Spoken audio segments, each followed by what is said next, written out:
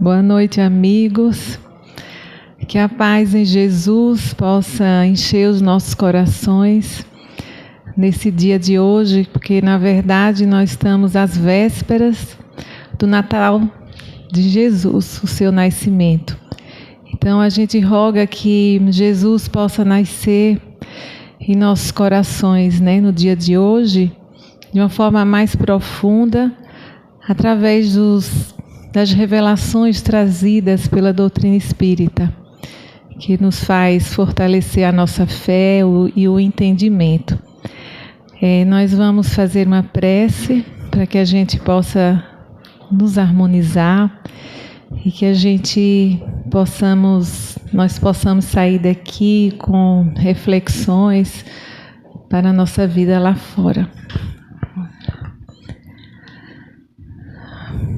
Mestre Jesus, amigo sublime de todas as horas, aqui estamos, Senhor, um encontro entre amigos para refletir, Senhor, sobre os teus ensinamentos de vida eterna, para que eles, Senhor, possam adentrar em nossos corações e que possamos vivenciá-los, que a tua mensagem possa ser conhecida, meditada, vivida e, sobretudo, Senhor, sentida. Que a espiritualidade amiga possa estar aqui a nos inspirar, a envolver a ambiência e que todos juntos possamos dar mais passos largos em nossa vida, conhecendo a nós mesmos e rumo, Senhor, ao Pai de amor e de misericórdia. Abençoa essa casa, os trabalhadores e a todos que aqui chegam, Senhor, em busca do lenitivo, da orientação, do esclarecimento. Que assim seja. Então, meus amigos, hoje nós estamos felizes, não é? Porque é mais um ano que se finda e a gente, por mais que pessoas que não são ditas que não são cristãs, mas mesmo aquele homem hoje atual, racional, que não o conhece profundamente ou superficialmente a Jesus, admite, né, que foi um homem que mudou a contagem dos tempos. Hoje nós estamos no ano de 2025 e foi essa estrela grandiosa que se tornou homem, homem amor, e que mudou o comportamento humano, que até então nós, homens ainda tão ignorantes, estávamos ainda muito rudes, né, na compreensão de um Deus mais verdadeiro. E foi Jesus que pronunciou a palavra Pai, porque nós sabemos que no Antigo Testamento, se a gente for ver, Deus era chamado de Senhor, né? Então, era o Senhor, né? Então, quando a gente trata alguém como Senhor, nós temos que ter obediência, né? Um certo respeito, mas também um certo medo, não é? E quando veio Jesus, não, o comportamento, né, do filho, que antes era servo daquele Senhor, mas Jesus veio a falar que Deus era o Pai de todos. Então, foi uma grande revelação, né, porque nós, diante dessa palavra, da vivência que ele tinha em chamar todo o tempo do Pai que estava nos céus, nos tornou irmãos, irmãos de um mesmo Pai, de um mesmo Deus, não é? Então, O tema de hoje, né, que foi nos colocado, é uma frase de Jesus, né, esquece o mal e trabalha pelo bem. Então, como sabemos, a parábola, né, do perdão, né, em que Pedro pergunta quantas vezes devemos perdoar, e Jesus responde 70 vezes, 7 vezes. Então está justamente incluída, né, numa passagem que foi trazida pelo Espírito Humberto de Campos. É um livro, né, Boa Nova, é conhecido, né? Quem não conhece pode passar, né, a comprar, adquirir, porque foram 30 passagens que esse irmão, Humberto de Campos, teve uma autorização, né, de Jesus, né, para que essa passagem fosse trazida de uma forma mais detalhada, né? E antes de que a gente possa iniciá-la, né, então vamos falar de um tema, né, tão importante, tão necessário nos dias de hoje. E a gente lembrou de uma frase dele, de Jesus, porque ele falava assim, né? Aquele que me ama guarda os meus ensinamentos. Ou outra expressão, se me amais, guardareis os meus ensinamentos. Então, ele falou de amor. Então, muitas vezes, né, imagina aqueles discípulos, aquelas pessoas simples e humildes que nós sabíamos, né, e sabemos através da doutrina espírita, foram espíritos preparados, né, para estar no seu apostolado, mas pelo amor que eles sentiam de Jesus, Jesus, né, cunhou essa frase: se me amais, guardai os meus mandamentos. Por que eu estou falando dessa forma? Porque quando ele falou de perdão, muitas vezes, para os nossos dias de hoje, Jesus pedia, né, ensinava, falava deles perdoarem. E eles chegaram a perdoar, né, os apóstolos, por amor a Jesus, por considerá-lo.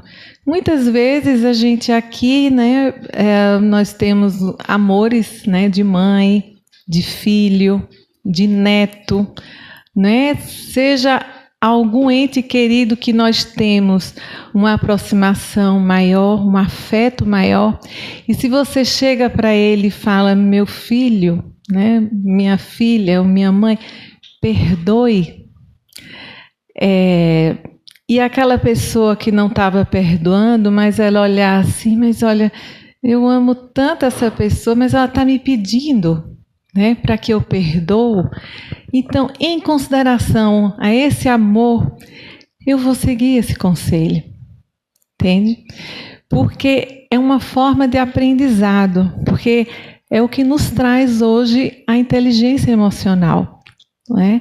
Porque ali está um sentimento, né, uma consideração por aquela pessoa que eu sei que ela me ama. Então, se ela está me pedindo para que eu perdoe, então eu vou perdoar, né? Eu vou, às vezes fala uma bobagem, né? Um filho que discute com o outro e vai uma mãe, meu filho, perdoe, faça isso por mim, né?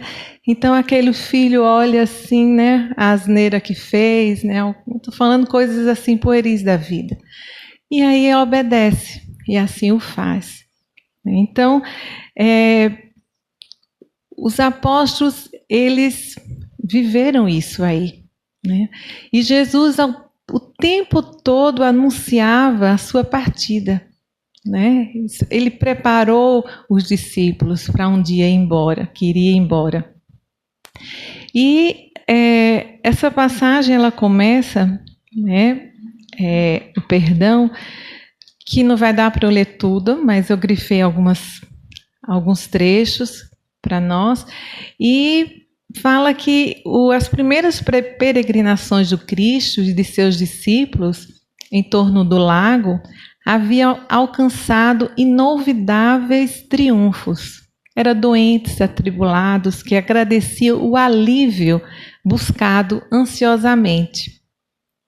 Trabalhadores humildes que se enchiam de santas consolações ante as promessas divinas da Boa Nova. Então, imagina, Jesus estava ali consolando, né, dando esperança àquele povo que não estava em tamanhos sofrimentos, que não tinha esperança, né, para nada, e chega aquele rabino, né, cheio de amor, prometendo um reino, né, que aquelas pessoas humildes, elas sabiam que não era um reino material, não é? Mas era um reino que era plantado nos corações, né? E foi assim que ele, né, Jesus, ele segue justamente para uma viagem a Nazaré, aquela cidade pequenina, né, onde ele havia nascido. E antes dele partir, né, aquelas consolações que ele fazia ali em torno do lago chamava a atenção, logicamente, né, daqueles senhores de escravos enciumados, né, porque imaginava que Jesus era alguém que iria o confrontar, né, com, vamos dizer assim, a dominação de Herodes. Então, achava ele uma ameaça. Foi assim que houve a interpretação, porque os escravos, né, ouviam e se sentiam consolados, e a interpretação, né, dos senhores era dessa forma. E foi nesse clima, né, de dificuldades que Jesus e os discípulos seguiram para Nazaré. E chegando lá, né, então o clima era esse também, porque as notícias eram chegadas de uma forma antecipada, que ele ia chegar até ali. Então imagina, pessoas, né, que tinham vivido com ele desde pequena, né, corações ali, né, que Jesus, né, tinha, vamos dizer assim, tinha cativado. E você veja que não houve, né, essa compreensão, né, dessas pessoas. E Jesus aqui fala, né, sentiu de perto a delicadeza da situação que se lhe criara com a primeira investida dos inimigos gratuitos de sua doutrina, mas aproveitou todas as oportunidades para as melhores ilações na esfera do ensinamento. Então, mesmo nas situações assim mais hostis, né, ele aproveitava ali, né, aquela circunstância para levar o ensinamento. Então, é dito aqui, né, que o Filipe e Simão, ele chegou a questionar seriamente com alguns senhores da região, trocando palavras ásperas. Pedro e André advogavam a causa do mestre com expressões incisivas e sinceras. O Tiago se aborrecia com a análise dos companheiros. Levi, que é Mateus, protestava, expressando o desejo de instituir debates públicos de maneira a evidenciar a superioridade da doutrina de Jesus. A gente sabe que Mateus era um dos mais alfabetizados, né, era o mais culto. Então, você veja que até os próprios apóstolos, né, não estavam numa sintonia com Jesus. Vinha aquele impulso, de querer defender, de impor, né, a superioridade daquela doutrina por uma imposição. E o que é que Jesus fez naquele momento, né?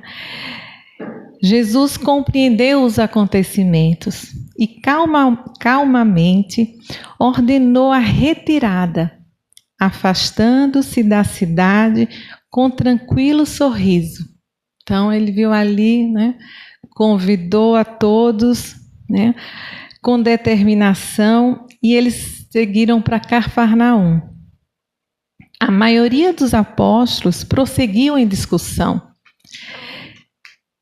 estranhando que o mestre nada fizesse, reagindo contra as envenenadas insinuações a seu respeito. E aí, passado alguns dias, né, você veja, Jesus, né, aguarda, né, que os ânimos se asserenem, obedecendo às circunstâncias ocorridas naquela situação. Pedro e Felipe procuraram avistar-se com o Senhor, ansiosos pela claridade dos seus ensinos. Mestre, chamaram-vos servo de Satanás, e reagimos prontamente, com a sinceridade ingênua. Não obstante o calor daquelas afirmativas, Jesus meditava com a doce placidez no olhar profundo e se dirigiu para ele. Acaso poderemos colher uvas nos espinheiros? Então ele volta à pergunta, né? Porque Jesus, ele utilizava, né, da dialética, né? Ele fazia com que, né, o que a pessoa perguntasse, mas ele voltava com a pergunta para que aquela pessoa fizesse uma reflexão, né, íntima. Aí ele responde: de modo algum me empenharia em Nazaré numa contradita estéril aos meus opositores.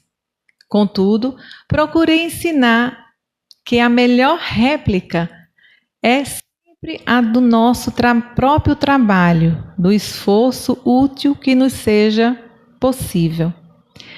De que serviriam as longas discussões públicas, inçadas de doestos e zombarias?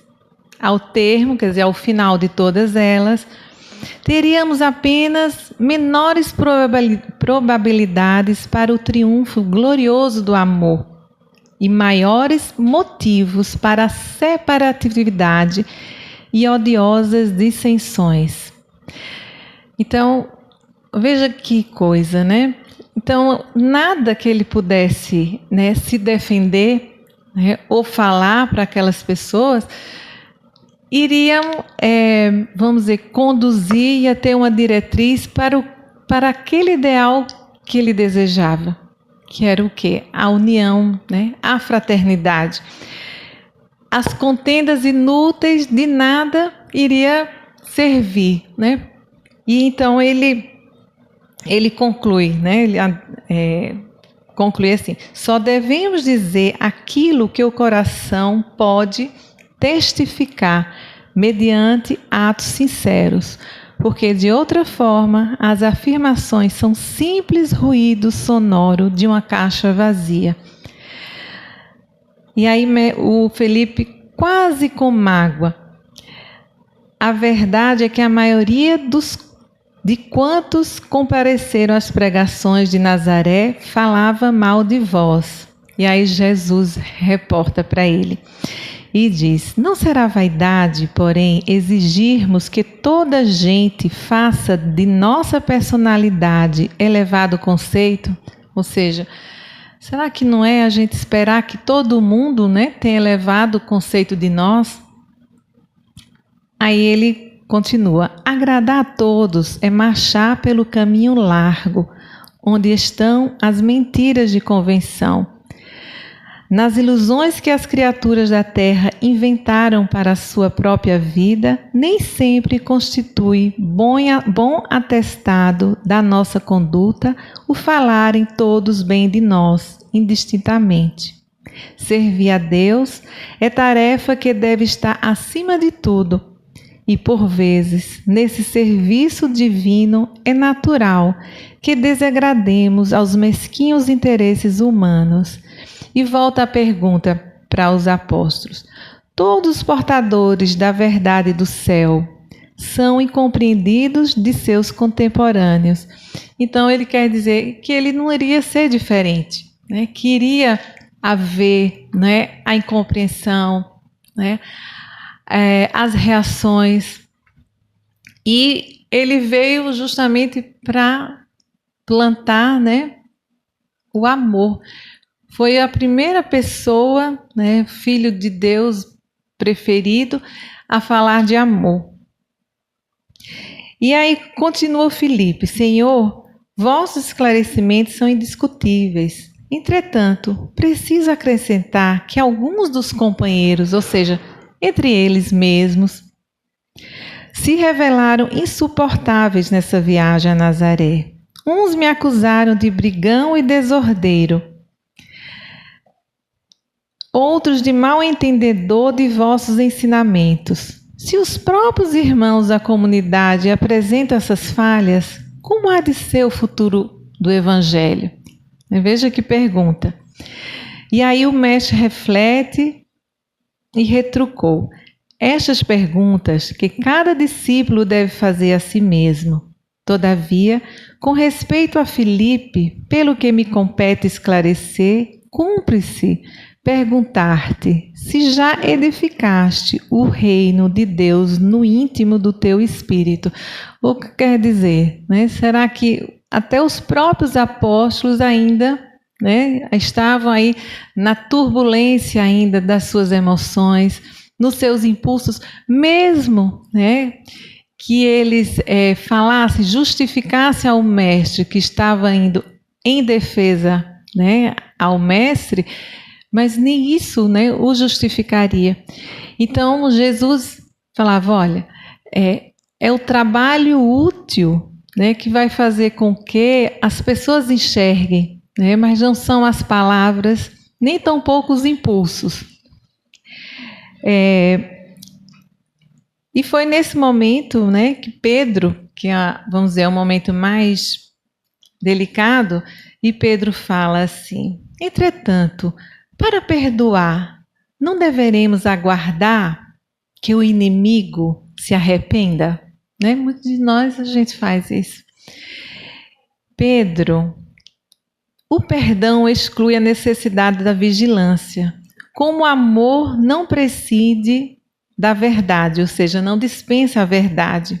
A paz é um patrimônio que cada coração está obrigado a defender, para bem trabalhar no serviço divino que lhe foi confiado. Se o nosso irmão se arrepende e procura o nosso auxílio fraterno, amparemo-lo com as energias que possamos despender, mas em nenhuma circunstância cogites de saber se teu irmão está arrependido. Esquece o mal e trabalha pelo bem. Então, muito diz nós, né? A gente vai achar que quando aquele irmão, né, se arrepende, é que eu devo perdoar, não é assim? Né? Então Jesus, né, fala: olha, não procure saber quando ele vai se arrepender. Né? Quer dizer, que não cabe a nós. O que cabe a nós, né, é fazer a nossa parte, como ele fala aqui. Não poderemos saber se o nosso adversário está disposto à conciliação. Todavia, podemos garantir que nada se fará sem a nossa boa vontade e pleno esquecimento dos males recebidos. Se o irmão infeliz se arrepender, estejamos sempre dispostos a ampará-lo. E, a todo momento, precisamos e devemos olvidar o mal. E é quando Pedro, né, se volta para Jesus e fala: Senhor, quantas vezes pecará meu irmão contra mim, que lhe hei de perdoar? Será até 7 vezes? E Jesus calmamente lhe responde: não te digo que até 7 vezes, mas até 70 vezes 7 vezes. Então, o que essa o que é que essa passagem nos traz, né, nos dias de hoje, né? Porque os 70 vezes, né? Isso tem vamos dizer assim, um entendimento que é sempre, né? Eternamente que nós devemos perdoar. Porque imperfeições nós temos, aquele irmão também tem as imperfeições que muitas vezes podem ser outras que eu não tenha, mas aquele que quer de fato colaborar com Deus nesse ideal, né, de serviço divino aqui na Terra, então deve, né, fazer a vontade do Pai que está nos céus. Eu tenho que me irmanar ao Pai, né, que está nos céus, para que eu de fato, né, possa, vamos dizer assim, eficazmente contribuir, né, para esse chamado, que esse chamado é feito a todos nós, né, indiferentemente de credo, de religião, né, pessoas que até não creiam, né, pessoas que até não conhecem o Cristo nem as suas mensagens, mas que têm uma atitude cristã, mesmo sem o conhecer, não é? Então, aqui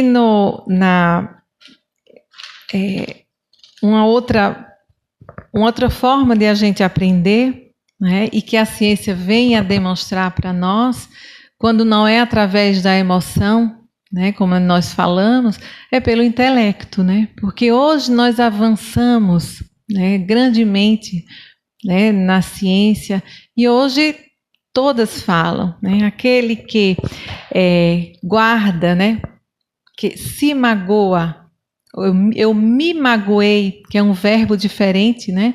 Porque você veja, a maioria dos verbos, eu ando, eu falo, né? Mas eu me magoo, né?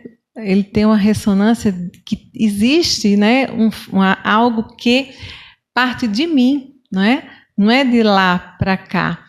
Então, nos traz adoecimento, né? Aquele que não, pelo menos não está naquele esforço, né, de ver aquele irmão em equívoco e não perdoa, porque pode demorar, né? Pode ser que seja nessa vida, pode ser que seja no plano espiritual, pode ser que seja numa outra existência, né? Mas Jesus, né, ele deixou essa outra frase, que não ia nos deixar órfãos, que ele ia rogar ao Pai um outro Consolador, que iria ficar eternamente conosco. Então, quando ele fala que ia rogar ao Pai, e esse Consolador iria ficar eternamente, então nós poderíamos já concluir que não iria ser uma pessoa, não é? Porque nós tivemos, né, um Moisés que foi um espírito, né, amando de Deus, né, para um avanço naquela época, veio a Jesus em pessoa, né, mas ele falava desse novo Consolador, que iria repetir tudo o que ele havia dito e dizer todas as coisas. Quando ele fala que ia falar todas as coisas, é porque Jesus, né, não havia dito tudo. Então haveria a necessidade desses homens, né, evoluírem no sentido moral e intelectual para que outras revelações fossem lhe dadas.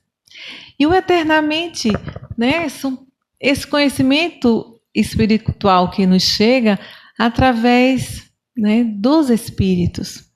Espíritos esses que viveram como nós aqui na Terra, né? Espíritos benfeitores, né, que através de uma mediunidade equilibrada, né, vamos dizer, os médiuns, né, eles podem trazer essas mensagens e que nós, né, tivemos o merecimento, né, porque outrora ainda estávamos verde, né? Então, a inteligência intelectual nos traz isso, a ciência. E muitas pessoas que são práticas, né, falam, olha, eu não quero adoecer, né? para eu ficar adoecido, né, eu não vou nem pensar, né? Então, muda de atitude, né? Porque isso, aquele esclarecimento já lhe é, vamos dizer assim, já lhe traz o quê? A vontade de uma mudança de atitude e de pensamento, né? Outros ainda não, né? Precisam, vamos dizer, de um aprendizado espiritual, né? A inteligência espiritual, que são o que? As revelações espirituais. E interessante que Jesus, ele fala que iria partir, né? E imagina o desespero, né? O medo, né? Daqueles apóstolos em saber que o mestre ia embora. E ele ainda volta-se, né, para os apóstolos na Santa Ceia e fala, né, mas vós estareis um com os outros, ou seja, uns iam contar com os outros, né, para o ombro amigo, né, para aqueles encontros que se deram após a sua ida, né, nas catatumbas, né, as pessoas se reuniam, né, como nós aqui, né, para estudar, né, e hoje nós temos as revelações, né. Que revelações são essas? Né? A reencarnação, né? Que é a vida que nós viemos muitas vezes aqui, né, para um aprendizado através de experiências. E no Livro dos Espíritos, que é um livro de primeira obra da doutrina, eu achei interessante aqui sobre da lei da justiça, de amor e caridade, na questão 874, quando Kardec pergunta aos espíritos: sendo a justiça uma lei da natureza, né, que está íncito, como se explica que os homens a entendam de modo tão diferentes, considerando uns justos o que a outros parecem injusto, né? Porque é aquela coisa, por que todo mundo não acha justo a mesma coisa, né? Por que tanta diferença? E olha como as entidades venerandas, elas são, né, sábias, né?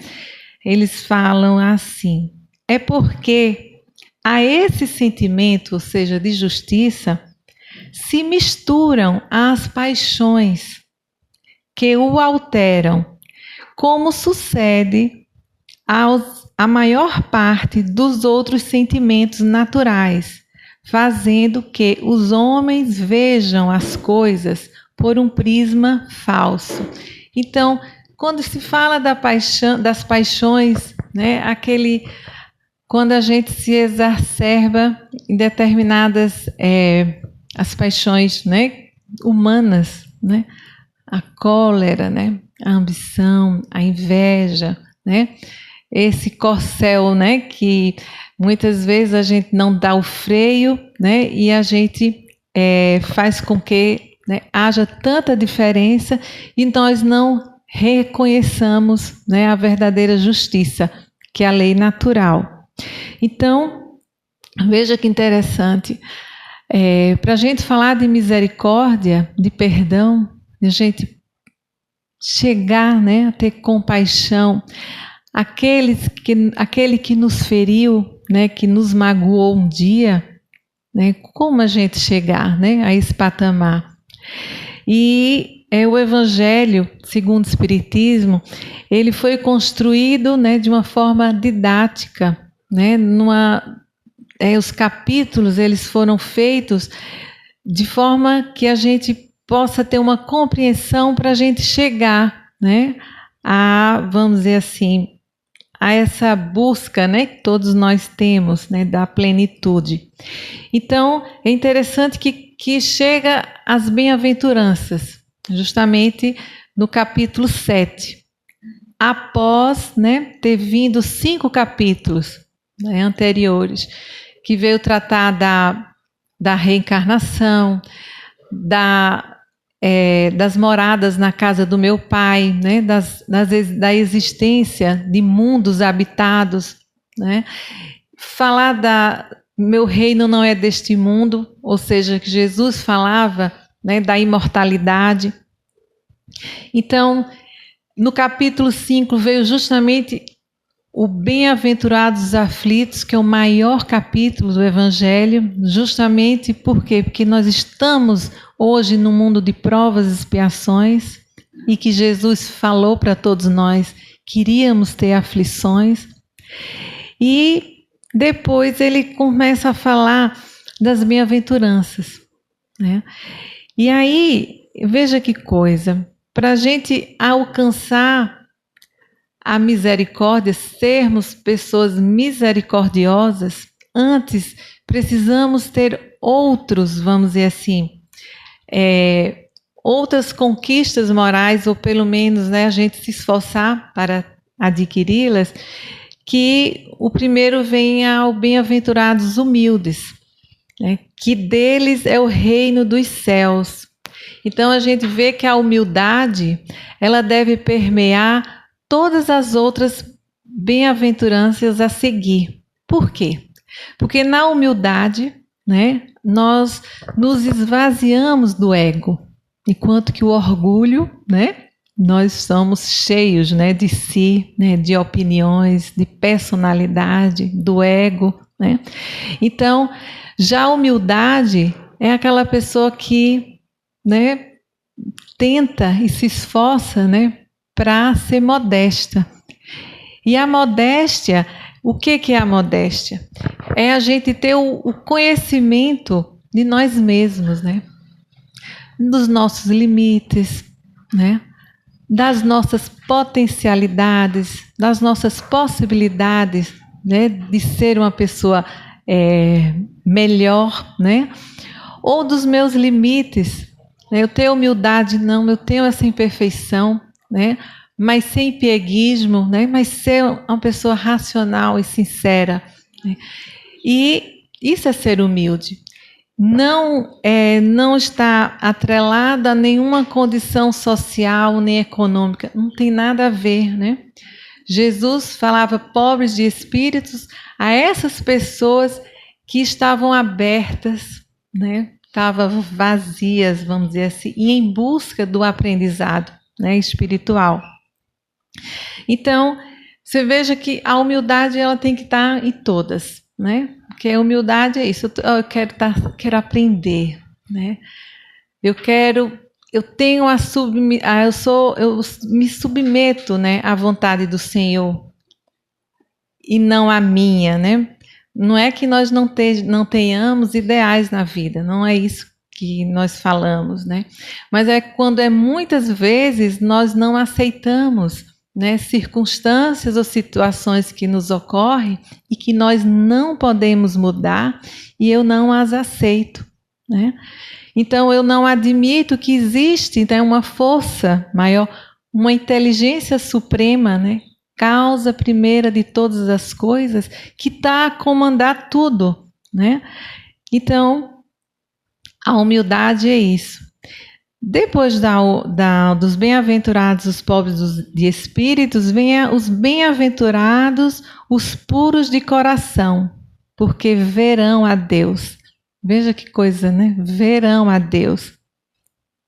E aí, no Evangelho, né, ele tem uma frase nesse capítulo que fala o seguinte: naquele que nem concebe a ideia do mal, já há progresso realizado. Ou seja, nem passa na minha mente, né, a maldade, né, o mal. Né? Eu não consigo enxergar naquela pessoa, né, o mal.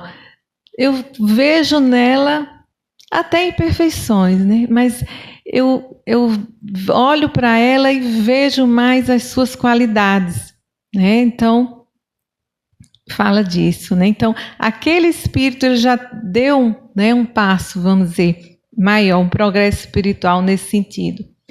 Então, fala, naquele a quem esta ideia, quer dizer, do mal, acode, mas que a repele, há progresso em vias de realizar-se. Ou seja, quando vem a ideia, né, malsã, eu a identifico, né? Mas, né, eu já repilo, né? Eu digo, não, eu não vou pensar, né? Isso não me faz bem, né? Não vai fazer bem para fulano, não vai fazer bem para a vida, né? Eu não quero, então eu afasto aquele pensamento. Então aquele espírito está em vias de progresso, né? E aquele que finalmente que pensa no mal e nesse pensamento se compraz, o mal ainda existe na plenitude de sua força. Veja que esclarecimento lógico, né? Então, vem aquele pensamento malsão e eu fico ali ruminando, eu fico alimentando aquele mal, né?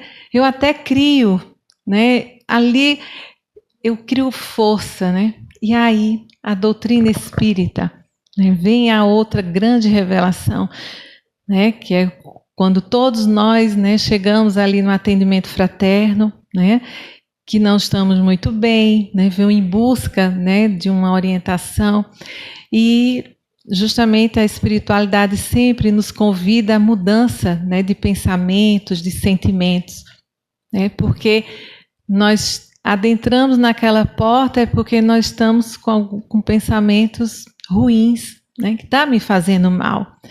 Mas a doutrina espírita vai mais além, né? Ela fala, olha, quando você rumina aquele pensamento, né, você não está sozinho, né? Nós atraímos mentes invisíveis, quer acredite, quer não acredite, né? E aquele pensamento ele toma uma força ainda maior, né? Vamos falar, vamos dizer assim, de um acontecimento ainda muito triste, alguém que toma uma atitude, né, de um assassínio, por exemplo, né, e a pessoa naquele arroubo, né, comete algo e depois em seguida se arrepende, né? Será que ali, né, eu estava sozinho, né, naquela investida? Não, né?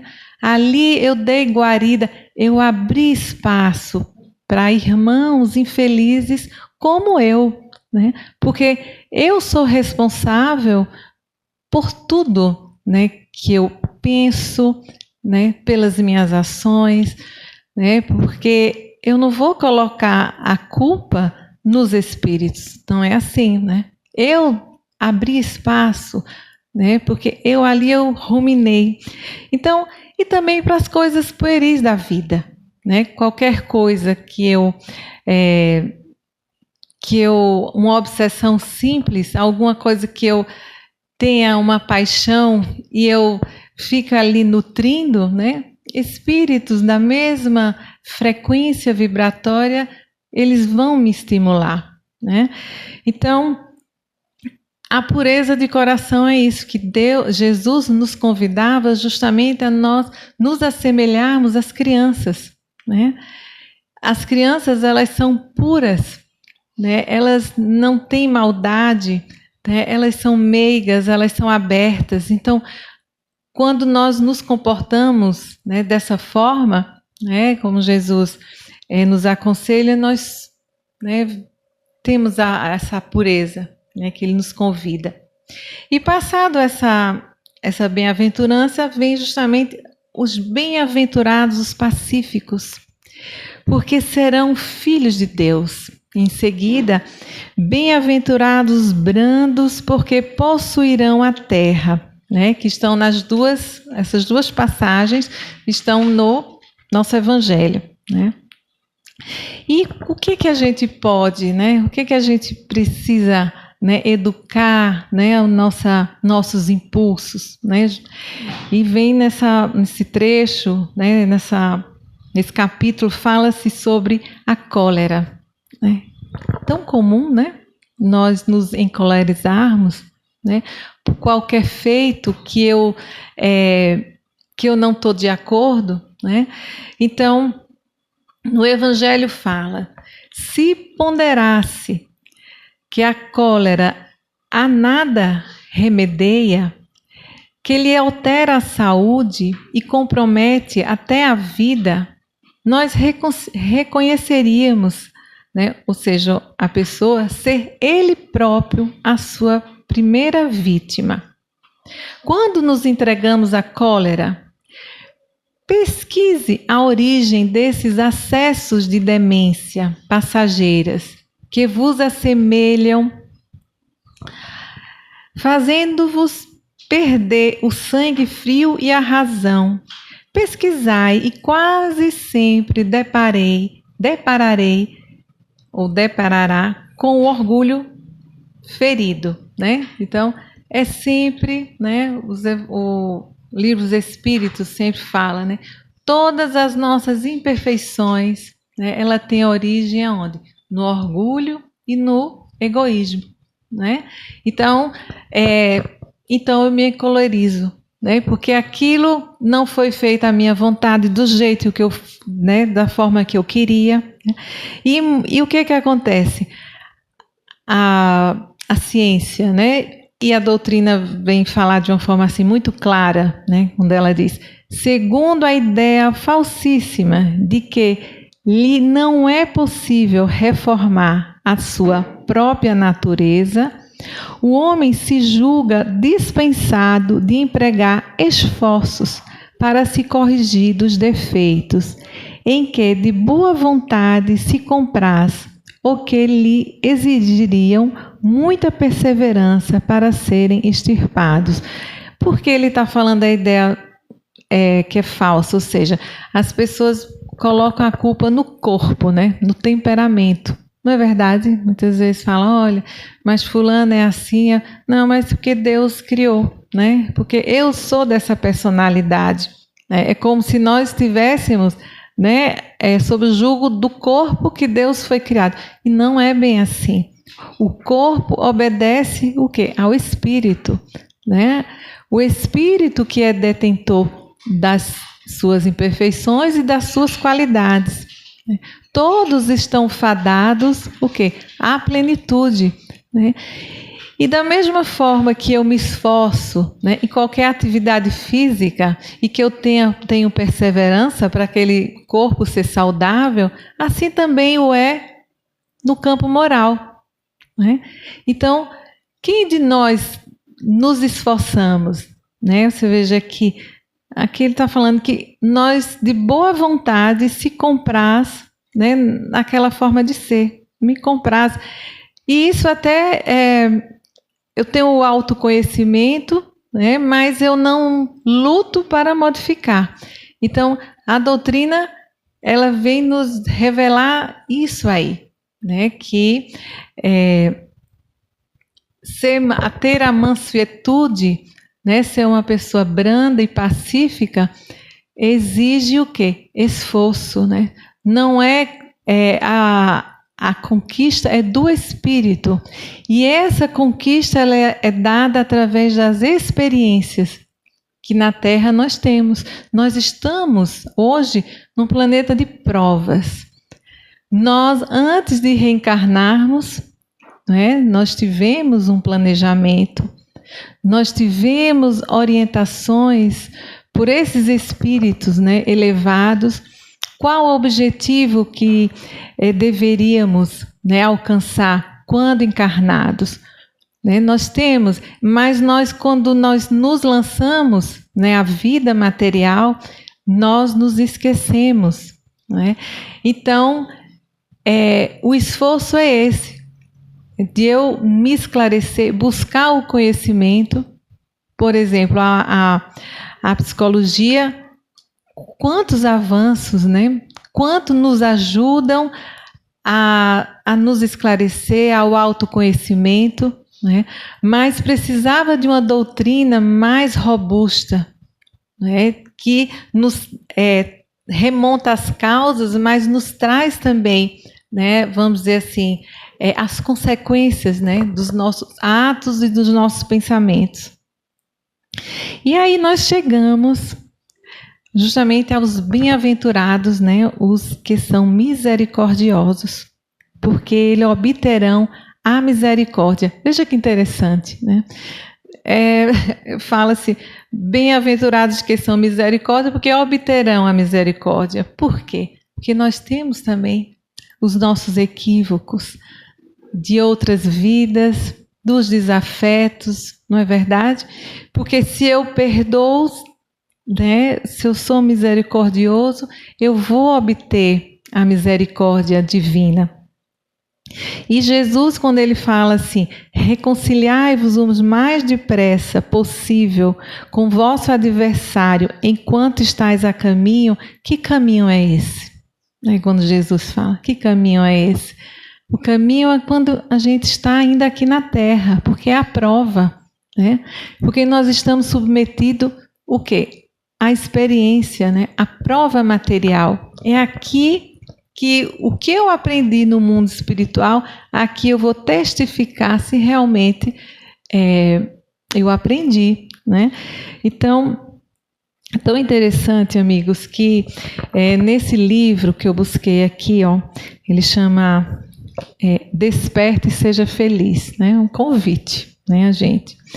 E esse Desperte e Seja Feliz, justamente a gente faz uma alusão ao que Jesus falava, né, desse reino que deveria ser construído no nosso íntimo, né? Não era reino, né, material, não era lá fora, não, era o reino de Deus que deveria estabelecer em meu coração. E aqui Joana de Ângeles, né, que é o espírito que fala através de Divaldo Franco, ela fala, né, que esquecer as ofensas, perdoando-as, portanto, é fácil de conseguir, bastando reflexionar que a reencarnação é um recurso evolutivo que a divindade nos faculta, concedendo-nos o esquecimento do passado, a fim de nos perdoarmos no presente, através da reparação de nossas faltas cometidas. Então ela fala, sem um real esquecimento da ofensa, não vige, ou seja, não vigora o verdadeiro perdão. Então, veja que ensinamento nós temos, né, com a reencarnação. Para eu poder dar um passo aqui no presente, né, no consciente do que a gente lembra hoje, né, para a gente poder avançar aqui, eu preciso do esquecimento lá atrás. Eu preciso, porque eu não teria estrutura moral, emocional, né, de ver os meus desafetos e dar um passo adiante. Não conseguiria. Então, por que, então, aqui, enquanto eu estou na caminho, né, eu me magoo, né, diante das pessoas que me chegam, que vai em contra a minha opinião, por que eu não os devo perdoar? A lei é igual, né? Então, precisa desse esforço, né, de nós esquecermos esse mal para que aquele ato infeliz que ocorreu comigo não mais me doa tanto. E como é que eu faço isso aqui, né, na Terra? Então, Joana, ela faz um convite, né? Ela diz assim: o cultivo das ideias otimistas, positivas, contribui para a superação, para o esquecimento dos desaires, das recordações nefastas. Veja que interessante. Mediante treinamento mental e exercício emocional nas atividades do bem, é factível, ou seja, é possível o olvido, ou seja, o esquecimento das questões negativas, graças às quais, no entanto, o indivíduo amadurece emocionalmente, entre aspas, adquire experiência, evolui no processo de conscientização superior. Então, é só através do bem, como Jesus falou, né? Trabalha no bem. É porque, o que acontece? Eu vou estar justamente nesse treinamento, nesse esforço, né? No pensar, no agir, né? Que eu vou justamente esquecer, né? Aqueles desaires. Porque o que vai acontecer? Eu não vou dar tanto valor, né? Aquele mal que aconteceu comigo. Porque minha mente, o meu campo mental, né? Ele está cheio de boas vibrações. E que mais 2 minutinhos, que é muito interessante, né? Que ela fala que o esquecimento, portanto, do passado espiritual é providencial para o ser no seu processo de crescimento. E não apenas no que diz respeito aos quesitos perturbadores, como nós falamos, que ficaríamos perturbados, né? De estar diante de um desafeto, outras pessoas ali em volta, que estavam ali envolvido com a questão, mas também as ações de enobrecimento, de renúncia, que poderiam surpreender a criatura, levando-a à jactância, ou seja, que tem alta opinião sobre si, ou à presunção, ou ao marasmo, por facultar-lhe pensar na desnecessidade de mais esforçar-se para prosseguir na conquista de outros elevados patamares. O que quer dizer isso? Veja como Joana é sábia. Se eu lembrasse, vamos dizer que eu tive um desafeto, né? Mas vamos dizer que Deus, na sua misericórdia, sua bondade, nos dá a reencarnação, né? Então eu reencarno com aquele desafeto nos meus braços, eu não sei, né? Reconcilia-te, ele não quer saber quem foi que começou, né? Quem foi o causador. Mas eu tive a notícia de que a minha reencarnação, né, seria, vamos dizer, plena se eu reencarnasse com determinada criatura, né? Mas se eu soubesse, isso não ia ser bom, porque eu ia me achar cheio de si. Aquela pessoa que estava em débito com ela, tá? Então, se eu aceitei aquela prova e vim com ela, então isso só me bastava. Vamos dizer que eu estaria fazendo o máximo, né? E aquele outro que é devedor e que, né, submeteu aquela condição, iria também ficar no seu marasmo, né? Olha, foi escolha minha, reencarnei, para ali basta, né? Não precisa mais eu me esforçar. O que quer dizer? Porque eu fiz a escolha, fui orientada pelos benfeitores espirituais muito bem, mas a escolha de eu reencarnar é muito pouco, né? Eu preciso do esquecimento do passado. Por quê? Porque eu preciso estar a caminho com essa pessoa, né? Eu preciso desenvolver, eu preciso ter a vivência, a prática dos acontecimentos com ela. A escolha é muito, eu ter a consciência dessa escolha é muito pouco, porque vai fazer com que eu esteja aqui numa situação de marasmo, achar que não, essa condição Deus já me colocou assim, eu não vou fazer mais nada, né? Porque não é bem assim. O perdão, ele vai se dar, né, durante o quê? As questões de relação, né? Nas dificuldades mesmo, no obstáculo, né?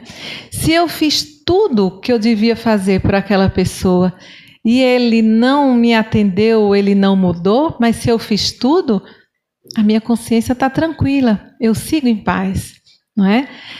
E o mais interessante que Divaldo fala, né? Eu lembro agora que deve ter sido a orientação de Joana, quando eles perdoe mesmo aquele que não queira ser perdoado. Olha, né?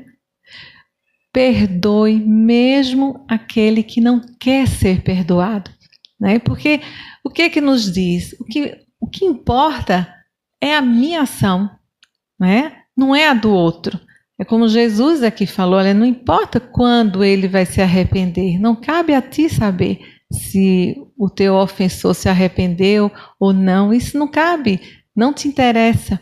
O que interessa hoje é o quê? É as nossas ações de enobrecimento, né? A prática do bem, porque é isso que vai nos libertar de qualquer tipo de sentimento, não é? E a gente volta a falar, e é assim que Deus, né, o nosso Pai, né, espera que aconteça. E como nós falamos, exige esforço, né, esse esforço e não estarmos na encarnação, né, na nossa vida aqui, distraídos. É que muitas vezes as pessoas são distraídas, né? Passamos assim a reencarnação, né, como em brancas nuvens, né, como se fala um ditado popular, né? A gente não sabe o sentido de onde nós viemos, o que é que nós estamos fazendo aqui, o que é que para onde nós vamos. E veio a doutrina justamente através do estudo, né, debruçar, né, nessas obras e realmente a gente se conhecer, porque só a nós cabe, né, o conhecimento dos nossos limites, mas também das nossas potencialidades. Então vamos fazer a nossa prece, chegamos no nosso horário, não é a prece, nós temos hoje uma surpresa maravilhosa, que é a nossa Natinha, que vai cantar.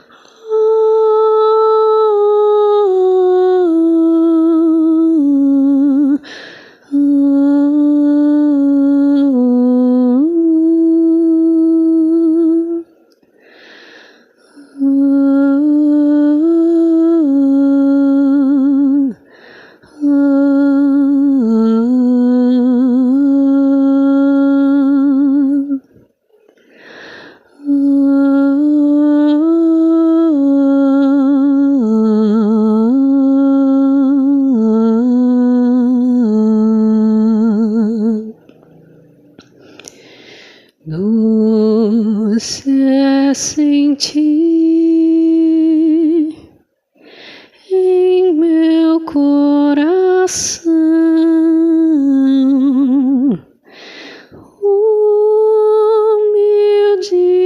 humildemente vai nascendo amor. Doce é saber, não estou sozinho, sou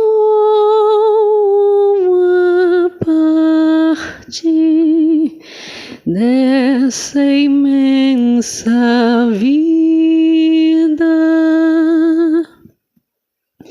que generosa reluz em torno a mim. Imenso dom do teu amor sem fim.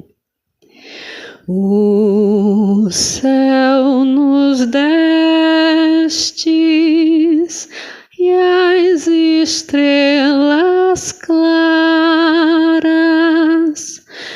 nosso irmão sol, nossa irmã lua, nossa mãe terra, com frutos, campos, flores, o fogo e o vento, o ar e a água pura, que generosa reluz em torno a mim. Imenso dom do teu amor sem fim.